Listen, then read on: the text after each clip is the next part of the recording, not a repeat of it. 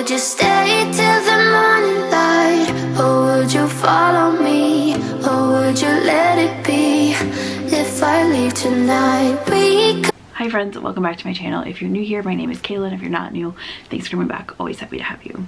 I like to do a lot of books, lifestyle channel content here. So if any of that interests you, make sure you hit that subscribe button and stick around. If you've seen recently, I've been doing some unemployment vlogs because I am currently unemployed. I'm doing some writing vlogs, some book reviews, all that good stuff, and we'd love to have you join the crew. Today I'm super excited to share with you my February 2023 TBR, the books that I want to make sure that I read throughout the month of February this year. These are loose TBRs. I don't hold myself to them super strictly, but these are just books that I feel like it's the right time to read, or that I want to make sure that I read at some point in this month. And this is kind of helpful for me to have just like a guiding list when I'm like, what do I want to read? Like, oh, let me go back to my TBR and see what I set out for myself as a goal to read at the beginning of the month. This month is difficult because it's January 24th. There's still a whole week left of January, and I think I'm gonna get some more good reading done, especially because I'm going away for the last week of January. So I'm pre-filming this. So a lot of times, like sequels and third books and series books, it just depends on where I end up. And with a whole other week of reading, that could be a lot of different places, especially since I'm unemployed. But let's dive into the books that I want to read in February 2023. Because I don't hold myself super seriously to these TBR lists, I tend to pick more books that I can feasibly read in a month. And I know that, and that's okay with me. I just want to have like options, or these are books that I would be excited or think fit the vibe of the month of the year that we're in. For example, I think I had like 8 books on my TBR for January, and I have something similar to that, but I've only read 5 so far in January, but there's still a week left, so you'll have to wait and see until the wrap up to see what was read. These books, especially as like Valentine's Day in February, a lot of them are like love centric, or love is part of it, or their recent releases or things like that, so just bear that in mind. I fully don't anticipate reading all of these books. I'm not gonna be upset if I don't read all these books. I know that this is not a realistic number for me to read, but these are just things that I kind of want to get read in January or in February. The first one I don't have a physical copy of, but it is on my iPad. I have the ebook copy. I've been trying to use my iPad more, so I've been using Libby a lot to get books from the library and downloading iBooks and audiobooks, especially since like I'm traveling, or if I'm going to a cafe or something, I don't necessarily want my books to get crushed in my bag, so I'm bringing my iPad. First book on my list is The Mountain Is You by Brianna West.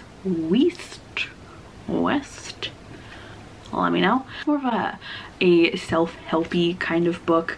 I saw it a lot on TikTok, to be honest, before I deleted TikTok, which I did delete TikTok and I'm quite proud. So it's called Transforming Self-Sabotage into Self-Mastery, and I think February I might be in a bit more of a headspace right now, post freshly unemployed. We're not really into the self-sabotage situation, but self-help, like we're having too much self-help coming, so we're gonna take a little break and save that for February. Like I said, Valentine's Day, love, romance, all those things. One book that I do want to read is Love and Other Words by Christina Lauren. I've heard mixed reviews about this book. Some people are like, it's kind of boring. Some people are like, this is super cute. I don't know. It's got love letters in it, but it's about this girl who is engaged, and I want to say they're in like North Carolina, and she meets an old friend who they like have like a child love or a teen love, and they grew apart, and now that they're ending up together again in their hometown, will she end up with the man she's engaged to or her past love? I think we all know, like we do know what's going to happen, but I want to see how they get there. So Love and Other Words by Christina Lauren. Also forgot to mention, in February and January, I'm really trying to read the books that I have. I have too many books, far too many. I have 1.5 billion in totes in my parents' house. I'm trying to read through some of these, and then maybe I can get rid of the ones that I don't need to keep. So we're focusing here, and then like maybe some books from Libby if I really need it. This one, my friend Maggie got me for Christmas, and it has, she got me a little, I don't know if you can see it, a little embosser. So she embossed this one for me, but this is The 10,000 Doors of January by Alex E. Harrow. I have Alex's other book, The Once and Future Witches, which just looks a little bit intimidating, but I think this is like a fantasy, like a loosely adult fantasy fiction. It's about strange books and like artifacts and just feels like very dark academia, which I always associate with like January and February. So I'm very excited about this book. I did want to try and read it in January, but I don't think I'm going to get to it. Bet your arse I will try and read it in January, just to say that I read it in January, because January's in the title. But if I don't, I definitely want to read this in February. I also just love this cover. I think it's so beautiful with like the dark florals and the doorknob, and just, oh, that's a good cover. This one I wanted to read. I got back in December. I wanted to read in December, but I actually didn't get to. And that is Big Boned by Jo Watson. I've heard great things about this book, and I feel like I just need something that's a little bit more like body positive. We've been in the mental illness struggling with some body image issues, and I'm hoping that this book has kind of like, not necessarily a happy ending, but like a happy revelation, or like some sort of body positivity aspect to it. And I'm hoping that this will be helpful for me as well, because that's just a reminder that some of us all need. This one is a goal of mine, kind of a goal, kind of not.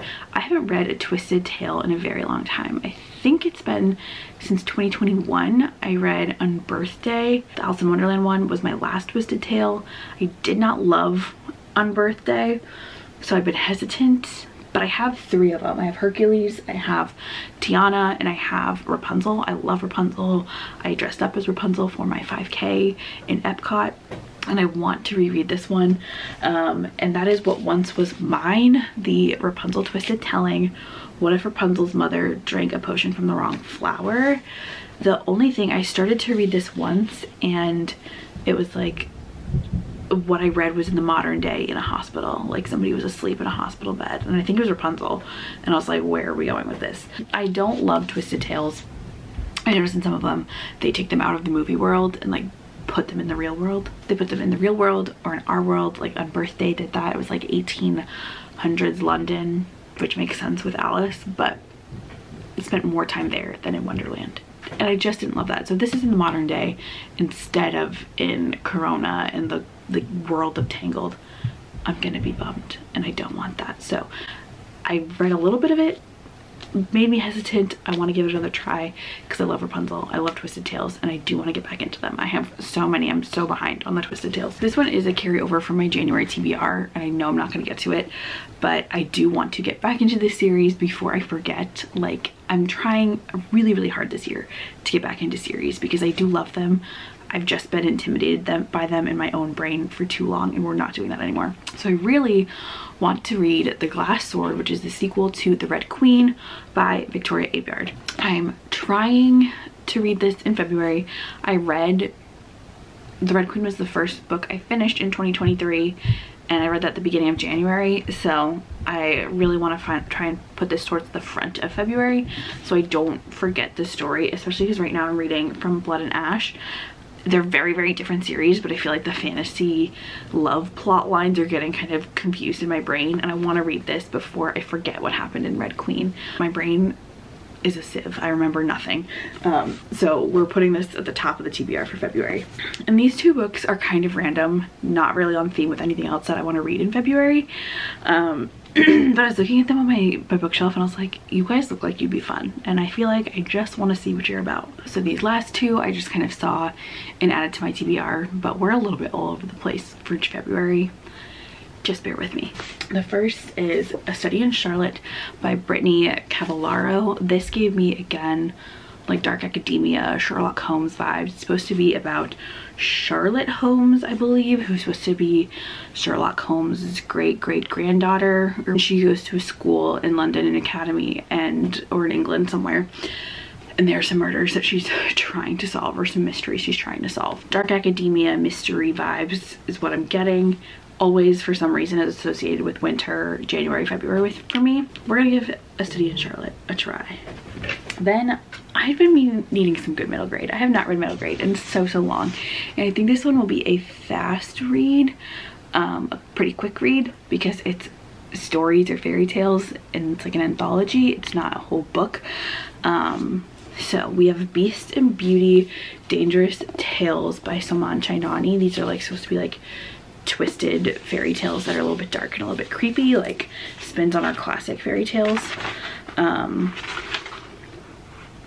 it's illustrated. Like, I think it will just be a nice easy read one day. I feel like we will need that. I thought I saw, okay, yeah, there's a table of contents. We have Red Riding Hood, Snow White, Sleeping Beauty, Rapunzel, Jack and the Beanstalk, Hansel and Gretel, Beauty and the Beast, Bluebeard, which is one I don't know, Cinderella, Little Mermaid, Rumpelstiltskin, and Peter Pan. So all of these, it's illustrated, it's like pretty beautiful. It's kind of giving me the Ichabod a little bit. I read that last year.